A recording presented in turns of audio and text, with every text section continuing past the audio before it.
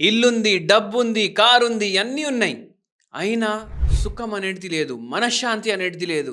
ఎందుకు డాక్టర్ సాబ్ కొద్దిగా చెప్పండి? సుఖం లేదు, సంతోషం లేదు.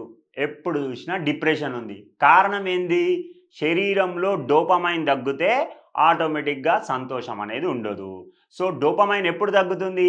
మీ శరీరంలో బి12 గాని, వైటమిన్ డి గాని, ఐరన్ గాని, ఇంకా రకరకాల కారణాలుంటాయి. ఇవన్నీ తగ్గితే డోపమైన్ తగ్గుతుంది. సో, డోపమైన్ పెంచుకోవడానికి ఏం ఫుడ్స్ తినాలి? క్యాప్సికమ్ తినండి, డార్క్ చాక్లేట్ తినండి, అవకాడో తినండి. అలాగే ఏం తింటారు? బనానా తినండి. ఇంకా అలాగే నట్స్, వాల్‌నట్స్ గానీ, మెగ్నీషియం రిచ్ ఫుడ్స్ ఉన్న మన పంకిన్ సీడ్స్, గుమ్మడి గింజలు, సన్‌ఫ్లవర్ సీడ్స్ ఇవన్నీ తినడం వల్ల ఏమైతుంది?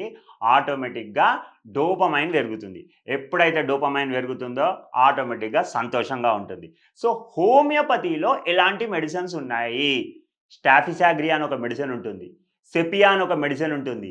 యాసిడ్ ఫాస్ అని ఒక మెడిసిన్ ఉంటుంది.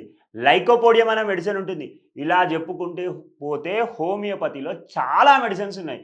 బాధ, దుఃఖము, సంతోషం లేకపోవడము, సినిమాకి పోయినా, హోటల్‌కి పోయినా, టూర్‌కి పోయినా, ఎక్కడికి పోయినా సంతోషం లేదా? ఇవన్నీ చేస్తూ హోమియోపతి మందులు వాడండి. స్ట్రెస్ తగ్గుతుంది. ఆల్రెడీ మీకు ఇంకా ఉన్న డిప్రెషన్ కూడా తగ్గుతుంది. హ్యాపీనెస్ పెరుగుతుంది. ఎక్కడికి పోయినా ఒక సంక్రాంతిలాగా ఉంటుంది. Thank you weirs.